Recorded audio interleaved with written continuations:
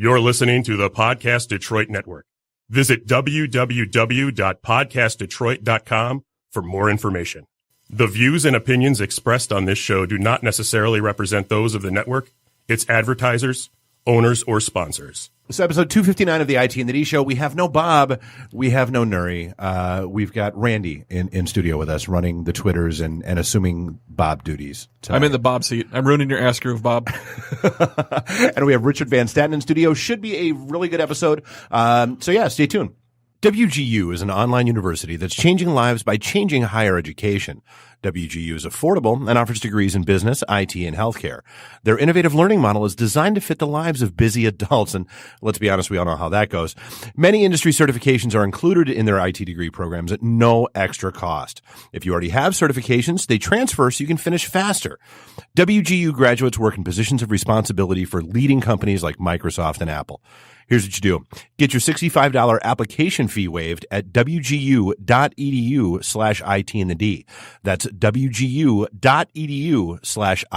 in the D. You're listening to the Podcast Detroit Network. Visit www.podcastdetroit.com for more information. Following program is intended for mature audiences. I'm Wyatt, that's Gary, you're Bob, and you're Dave. This is the IT and the D Show. This is Max Headroom.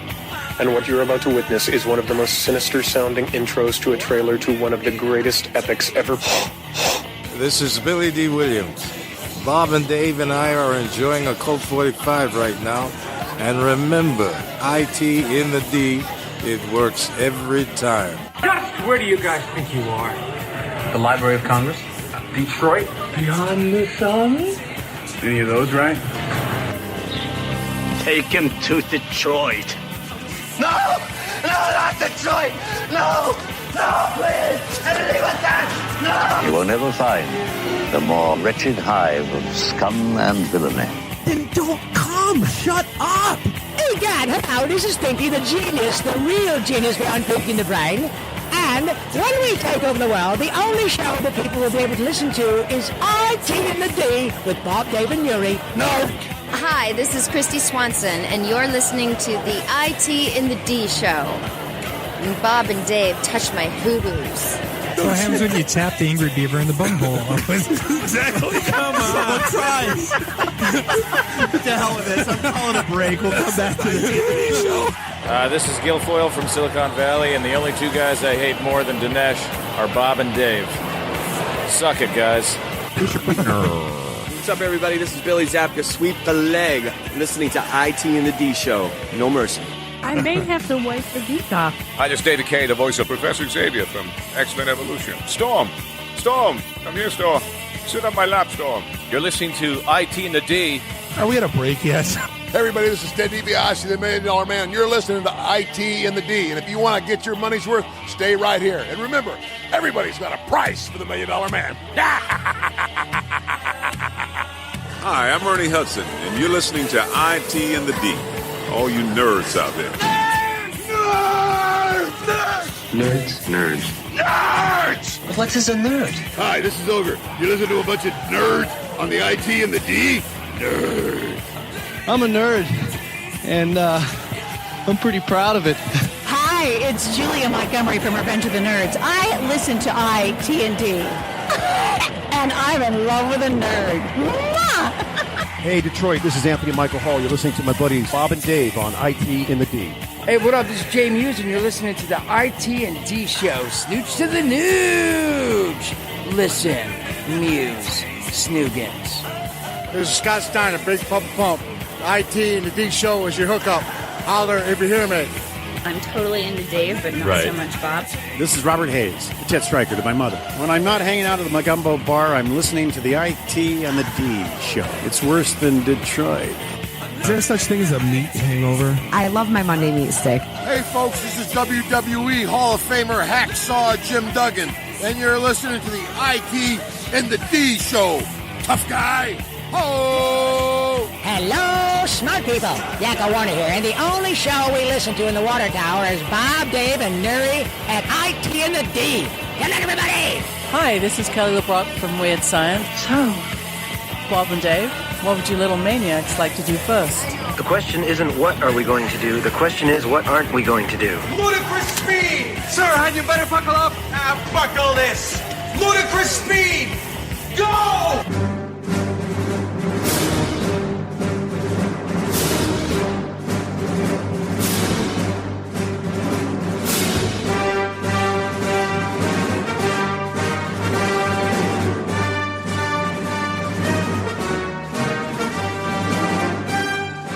All right, so let's try to start this smoothly. Sure, go ahead. Episode 259 of the IT and the D show with no Bob and Nuri. So winging it, I think we've already proved that we'd need them here. But it's a thing. So I know, Randy, we've got tomorrow is the big election day. Yes. And you want people to vote early so they can come to the event. Yeah, vote in the morning so you can come to the IT and the D networking event tomorrow afternoon, 5 p.m. at Pretzel Bell. We'll be downstairs in the basement. I don't know why the hostess doesn't always know that, but we'll be at the basement. So just go right downstairs, grab a drink at the bar, and talk tech with us. Cool. And we just had free podcast day here at Podcast Detroit. Had a bunch of shows that came in and tried out the studios, so that's always a good thing. And apparently a bunch are already ready to fire up and do their thing. Always a good thing. So I guess where do we start? Which story do you want to hit first? Apple hit $1 trillion market cap. They did. Is it because of all the dongle sales? Surprisingly, their $1,000 cell phone is doing very well. Go figure. So I guess people are not afraid to chip out that much money for a smartphone. I'm not sure how I feel about that. It's my mic's not even on. Yeah, it is. Is it? I didn't think the iPhone X did that well, actually. But then all of a sudden it didn't. Yeah, in their earnings report, they said iPhone 8 Plus, and 10 are 54% of their revenue or something like that. But yeah, it's kind of slow out of the gate, impressive after that was $150 million loan they got from Microsoft back in the late 90s, and now they're keeping Microsoft alive. Well, and then locally, and good for Doug and these guys, Duo Security is getting bought by Cisco for $2.35 billion with a B dollars. Congrats. Cash. No stock, no anything. Cash.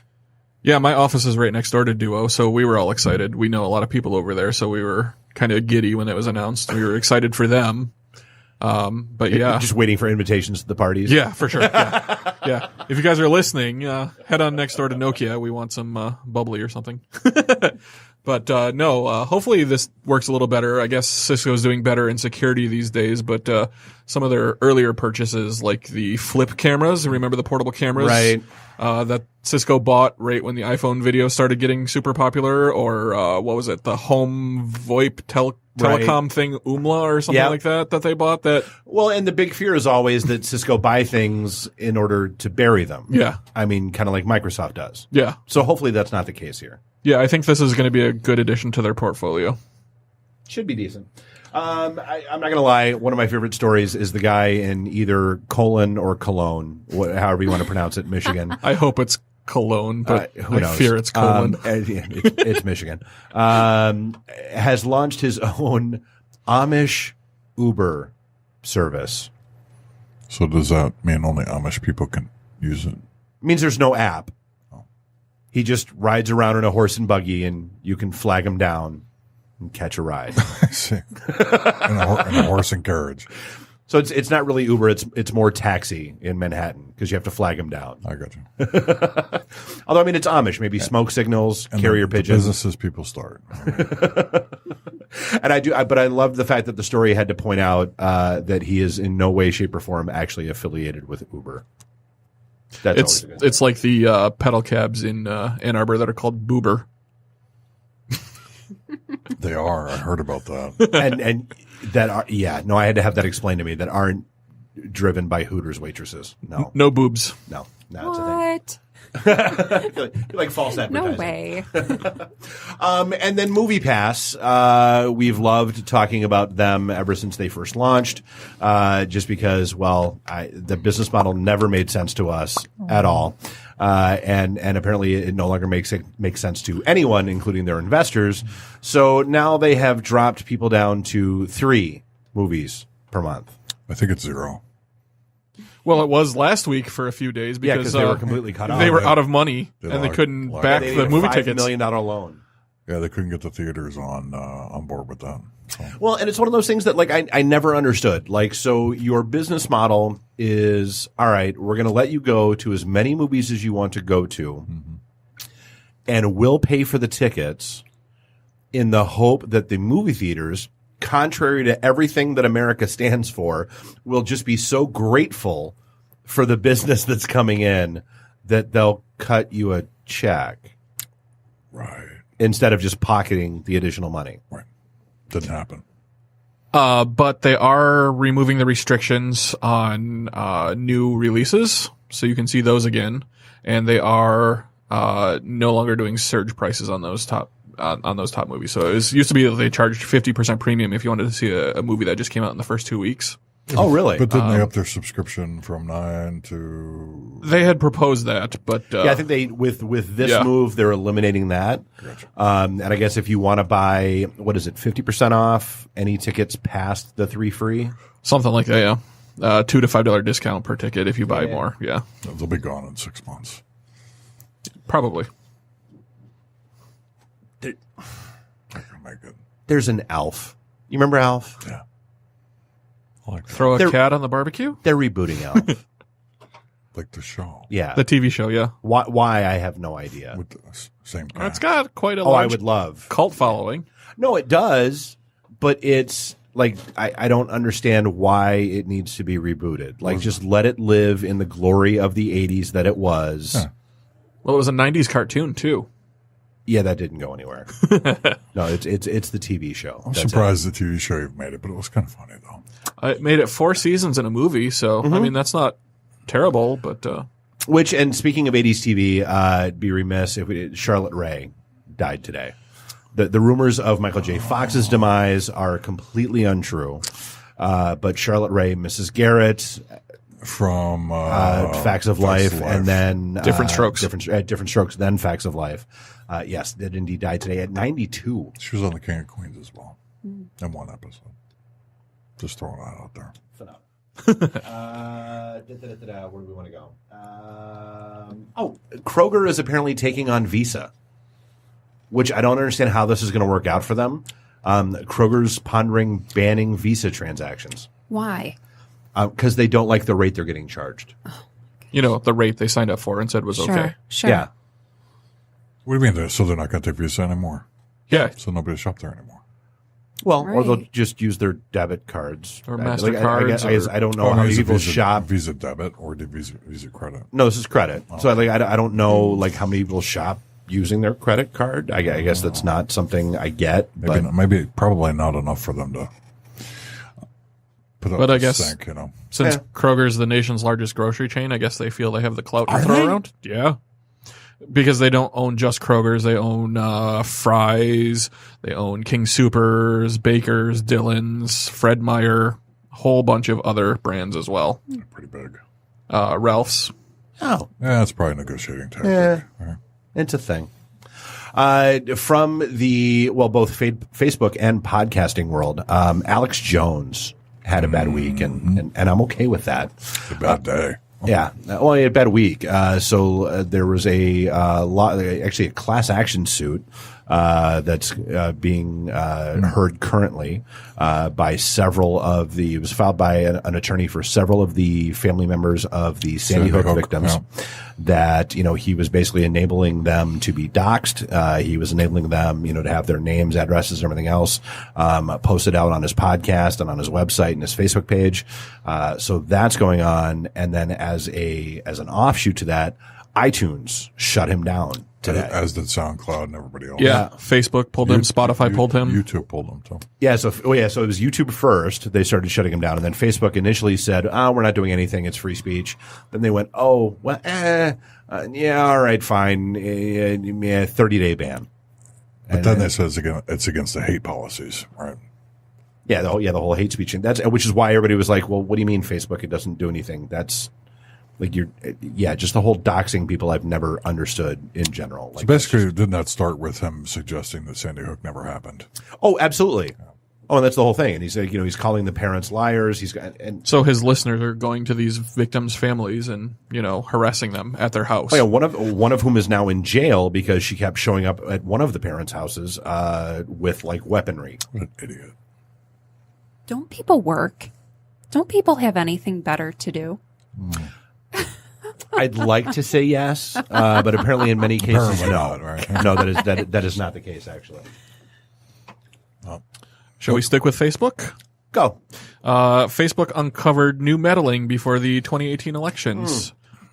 I did see that. They have removed 32 pages and accounts from Facebook and Instagram as an effort to combat foreign meddling in the U.S. The U.S. Senate Intelligence Committee, I believe, they aren't saying it's Russia, but it's Russia. But it's Russia. Yeah. Well, and laughably, according to Alex Jones today, that's all part of a massive liberal conspiracy to keep Republicans down. That's nothing to do with the fact that they're fake. Nothing. Yeah. No. Nothing to do with the fact that we just indicted 13 Russian nationals. No, but and speaking of Facebook, and I'm actually happy with this one. The new API has rolled out, and they're breaking the link between Twitter and Facebook, and I'm okay with that because one of the things that annoys me more than anything else is when somebody posts the exact same thing on every social media platform at the exact same time. I did this. Of course you did. Twitter's my primary method of communication, but I want to share with my Facebook friends too, so I just said anything that was posted to Twitter, go to Facebook too. I disabled it for retweets usually. Right. But, things that I posted directly would go to multiple places. But, yeah, I'm going to have to work on that now. That'll be a thing. Cultivate unique audiences on each platform, I guess. And then I'm curious to see how this plays out because the court case is the appeals are still being heard. But a federal judge blocked a company from releasing the blueprints for guns for 3D printing. Yeah, I saw that. Yeah. So I'm like I said, I'm curious to see how this plays out. I mean, let's be real; they're already out there. Yeah, he already published them. I mean, if you want them, you can find them. Yeah. It's just the major directories and that kind of stuff that are holding back. But if you want them, they're there, and it's a weird world. I mean, it's okay. So you've got the Second Amendment that says the right to keep and bear arms. You just can't put them on your HP. Well, and so now, and the issue now is that, okay, well, now you have the capacity or the capabilities to essentially make your own gun. And they're completely unregistered. They're completely untraceable. They're completely, The district judge in Seattle said, quote, "The blueprints publication could cause irreparable harm to U.S. citizens." Which is not wrong, but I don't think you should be able to print your own gun. I'm just saying. Yeah, I mean, I keep going. God, what the hell was that movie? The Clint Eastwood Secret Service movie. Yeah. God, was it in the Line of Fire or something like that, where the guy had like the wooden gun? John Malkovich. Yeah, and the couple of because apparently, according to movies, all you need is like a block of wood and a couple springs, some balsa wood. Yeah, and you can go ahead and make your own gun anyway. So, it's a thing. Dude, the new drones in China are kind of tweaking me out a little bit. I'm not going to lie. It's uncanny. It's creepy. They're shaped like birds. And look like birds. Yeah. And they're spying on Chinese citizens. I didn't see this. And you just see like a bird whipping around, but it's not. They actually flap their wings. Uh-huh. I think I saw one that was in my backyard. It has a high-definition camera, a GPS antenna, and a flight control system, and a data link with satellite communication capability. That's Big Brother right there. Yeah. I mean, China's always been very restrictive, but this seems like a over the top. Well, and we'll see how it goes. I mean, let's be real. For all we know, they're floating around here already, and meh. I keep going back to They Live. There's just drones everywhere. We just don't know. We don't care. We don't see them. It's that hummingbird that keeps coming up to the window, trying to look in the house. But this information will be used along with the facial recognition, AI, and smart glasses technology to give all the Chinese citizens their personal social media score and based on how they behave and what they do online and which in we've real talked life. about before. Yep. Yeah. So it's Orville's Reddit planet. Gotta love in real life. Totalitarianism. It's creepy beyond belief. All right. Well, hey, we're at 9:30. Let's go ahead and take a break. We'll come back with Richard Van Staten. We'll talk about all the cool shit that he's got going on, and the variety of companies that he has rolling. And I guess we'll be right back. IT in the D. Read, meet, listen. Networking Detroit, one beer at a time. Hey, this is John Schneider from Nip Tuck Smallville, the haves and the have-nots. Oh, Dr. Quinn, Hot in Cleveland, Secret Life of the American Teenager, and just about everything you can possibly imagine. And oh yeah, the Dukes of Hazzard. You're listening to Bob and Dave. It's the IT in the D show. ITinthed.com. All right, so hey, welcome back to episode 259 of the IT and the D Show. We are slightly less rigged than a McDonald's Monopoly game. We are. We'll have that story in the recap and probably out on Twitter. Who knows? But so for this segment, we are joined by Richard Van Staten, who not only hosts a show here on the network called Evolve, but also owns Quantum as well as a few other things. So Richard, welcome to the show. I appreciate it. Thank you. And so I guess let's start with the basics. What do you do? I don't even know that yet. Still trying to figure out.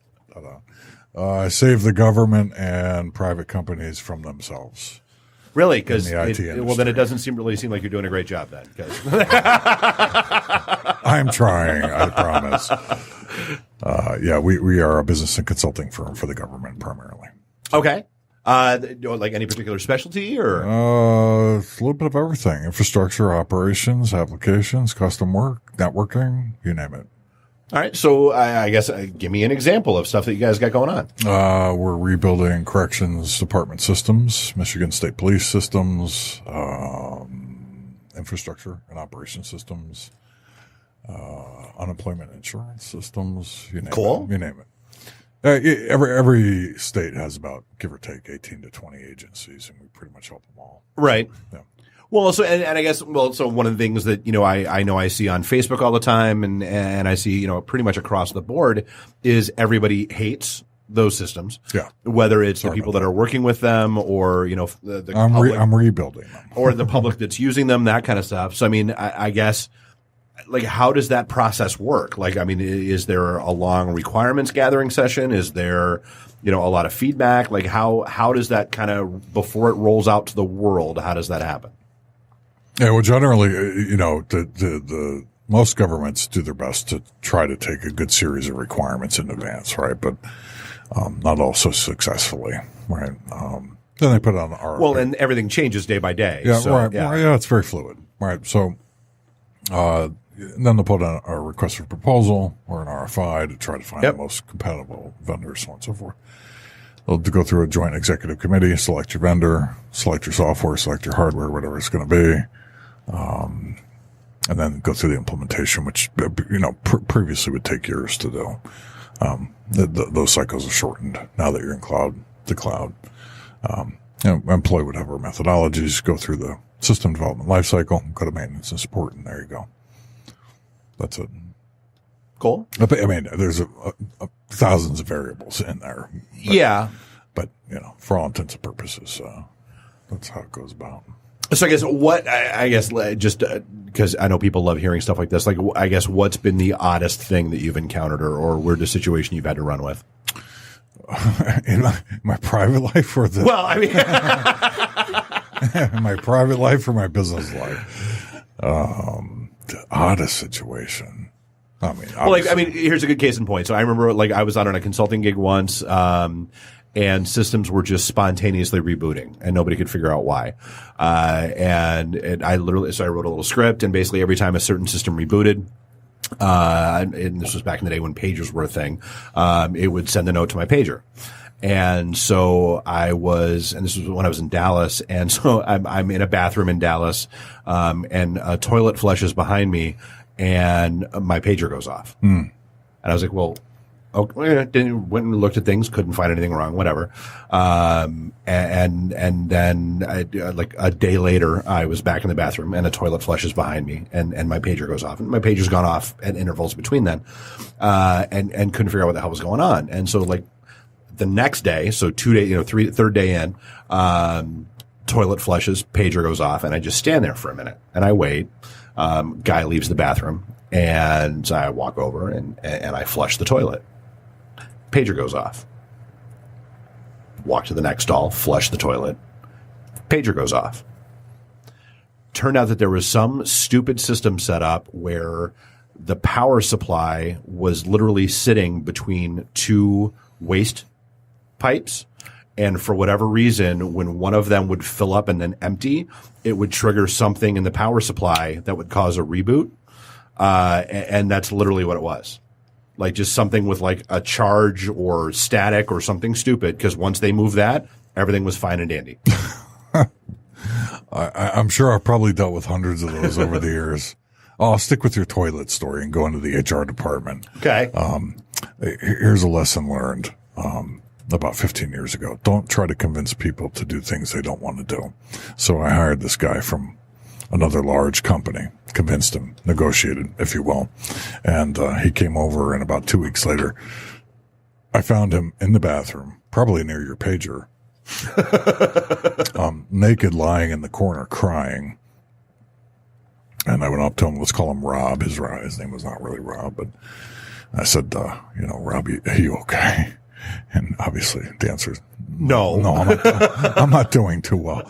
I mean, we were actually in the office, and I mean, he's laying naked, and I'm thinking, I believe I'm proud to say I've never been naked in a corporate bathroom. Happen? Well, we shouldn't be. Well, I can't say I haven't, but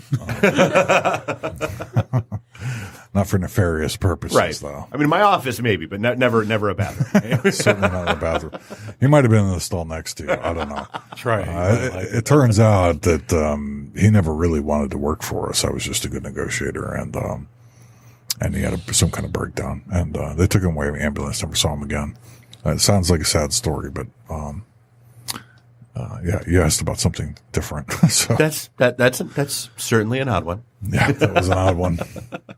So, and you mentioned that quantum is just one of the things that you have going on. So, I mean, like what else is in your sphere of influence? Yeah. Well, in terms of companies, I have Van Staten and Associates as well, where we represent other large companies that don't know what they're doing.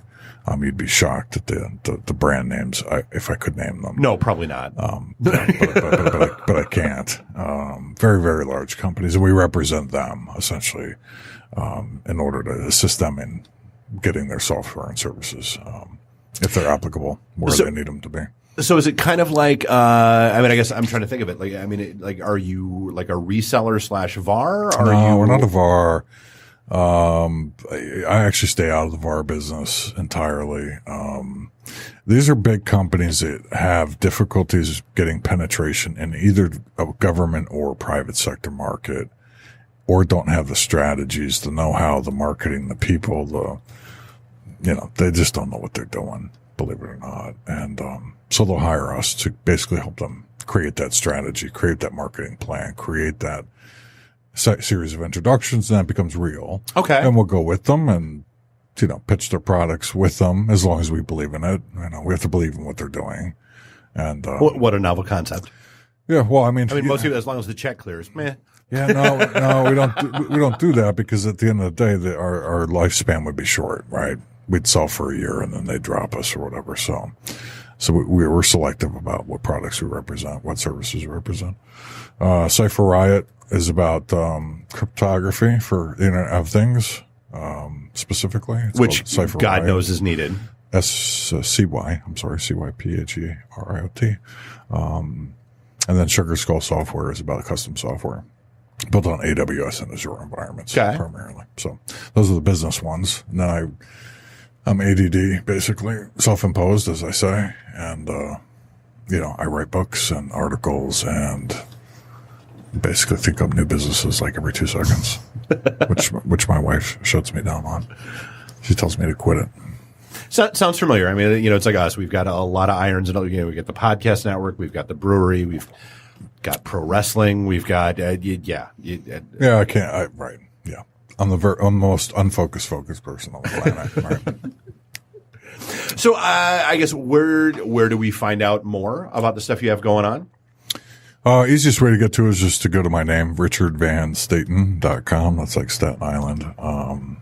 And my companies are there, and what I do is there. I do speaking engagements, so on and so forth. And on what? A little bit of everything.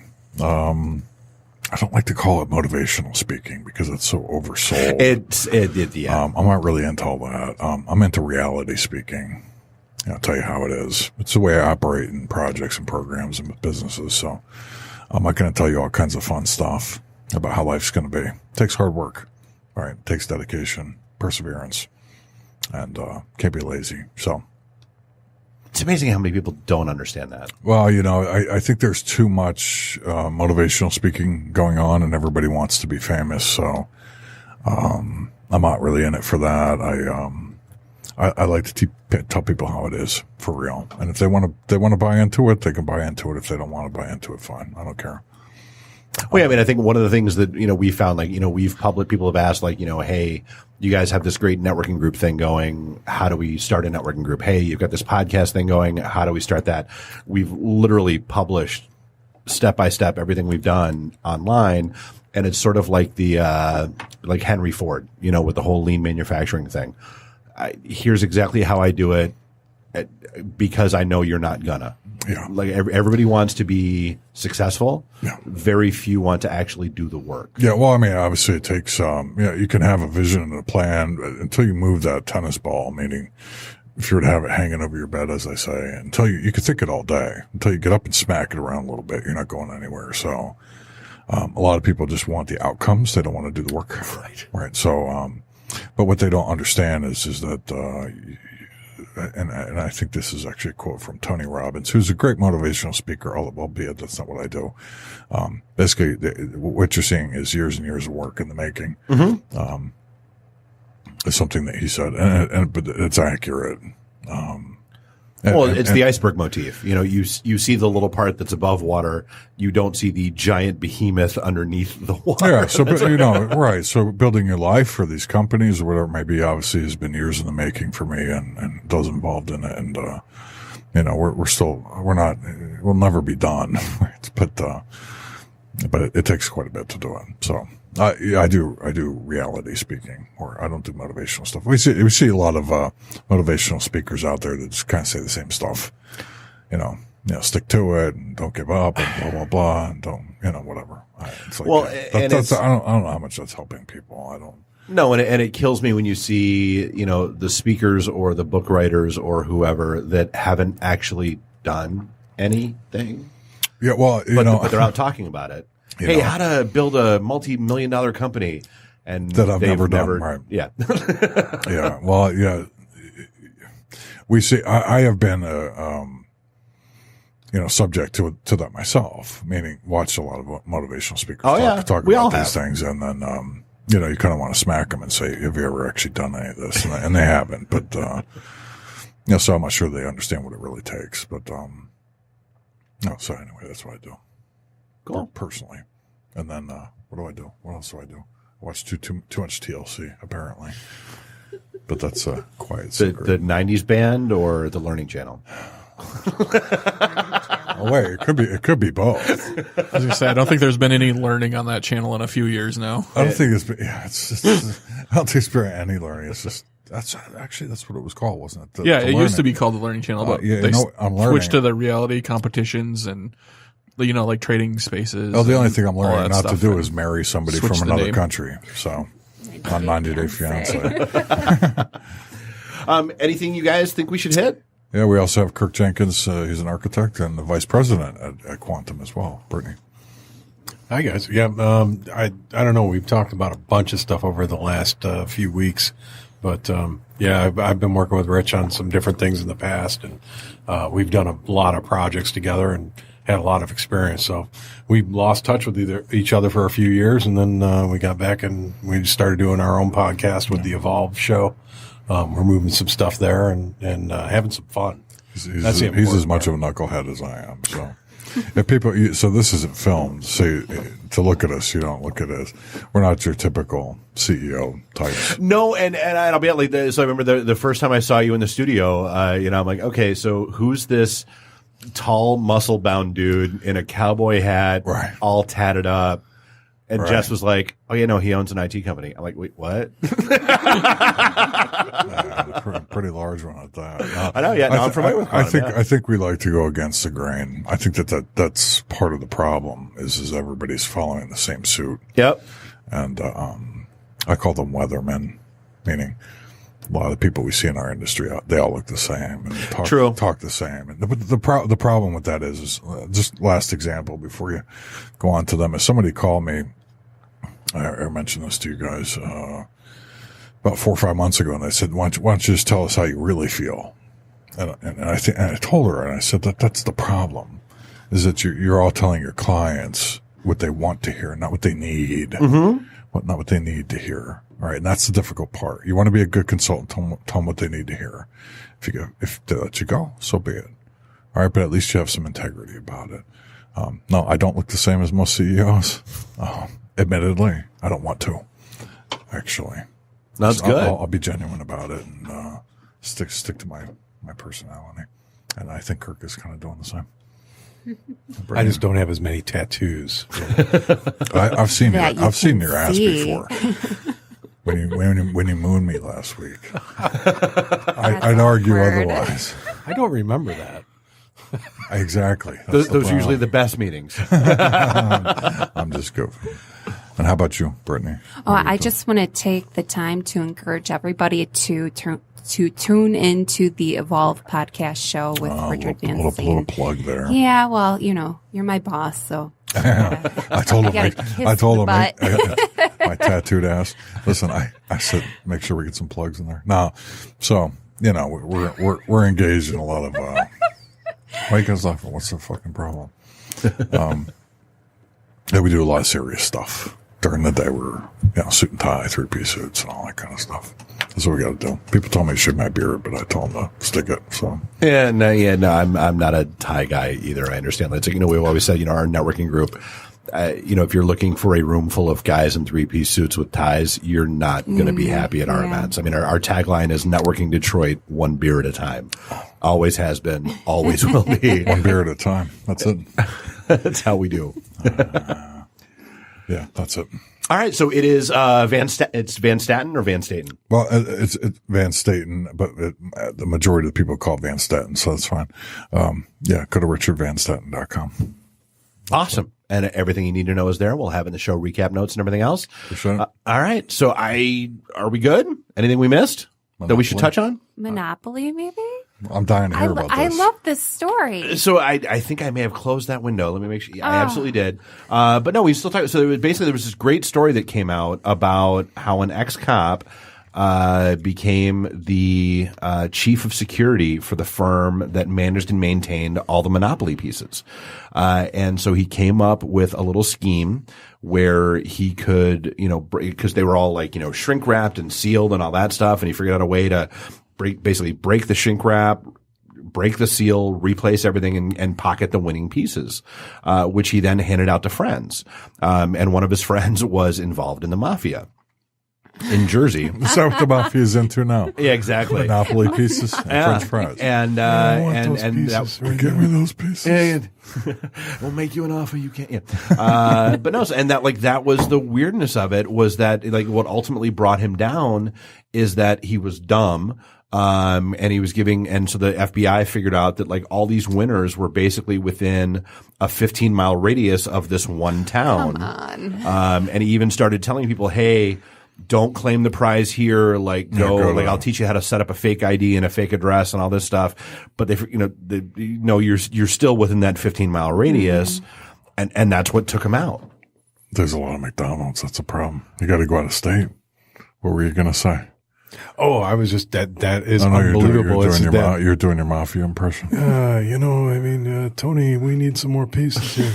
And I will bring to you a Park Place, and on that day, it's unfortunate that's been what they've been reduced to. They used to be an industry. Now that I think we ought to go after monopoly pieces. Yeah, never saw that on an episode of The Sopranos. Not on Goodfellas. Yeah, there were no monopoly pieces in The Godfather. There's no cocaine in this anymore. Yeah. Well, no, and it was funny because the guy thought his ace in the hole would be that he had proof that basically they were keeping people in Canada from winning. From a corporate perspective, they were keeping the winning pieces from going to Canada, and he had emails and proof of that, and he thought that would be his get out of jail free card. Those poor Canadians, they can never win. Oh, no, actually, they get enough free stuff as it is. So. Yeah, they're fine. They're fine. No, their taxes are high enough. I think they pay for it in a roundabout way. Go after those Canadians. We got to muscle in on their health care. Interesting story. All right, well, hey, so it is Richard Van Staten, or vanstaten.com. Take your pick. We'll have in the recap in the show notes. I think that brings us to the end. We've got... Before we wrap, though, we should probably wish a happy birthday to Jeremiah, Dr. Hook. We should. It is. Jeremiah of Daily Detroit, a.k.a. Dr. Hook, which someday get us drunk. We'll tell you that story. It is his birthday. He is out having fun, I hope. Hooray. I think that's another episode in the bag. It is. I feel like I'll do the Bob. You drink up your drinks, get your phone numbers. It's not the same when I do it. It's not at all. Don't have to go home. You just got to get the hell out of here. Drive careful. Beat it. Appreciate the invite. The emergency destruct system is now activated. Conan, what is best in life? To crush your enemies, see them driven before you, and to hear the lamentation of their women. Long live Flash. You've saved your Earth. Have a nice day.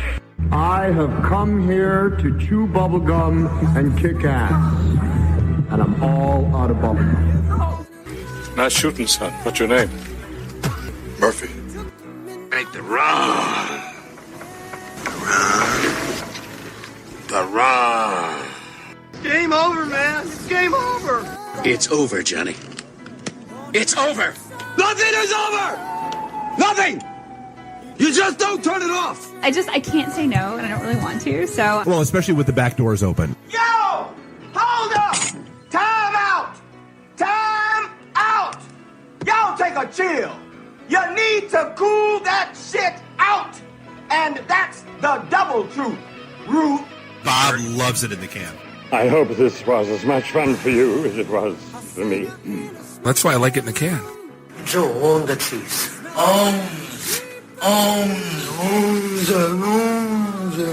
Bear me. My job is to make sure this program is morally upright and cultural and wholesome. Shut up, Mimsy! Shut up, Mimsy! Shut up, Mimsy! Why would Buick put their cars next to the Bentleys? Why? That's not marketing. The alphabet. It's brilliant. Yeah, I can't take that position. That analogy sucks because it's right. Because you're getting your 8-track tuned up. Are we at a break yet?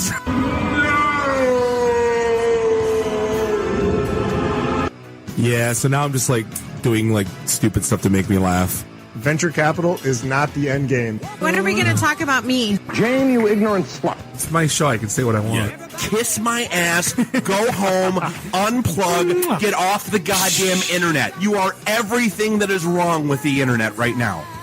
You're so white right now. I'm the whitest guy in the room. Just explain it to me. I love this city. I was banging on the wang. Really? Should we talk about this? Tag team it. Should I keep going or should I stop?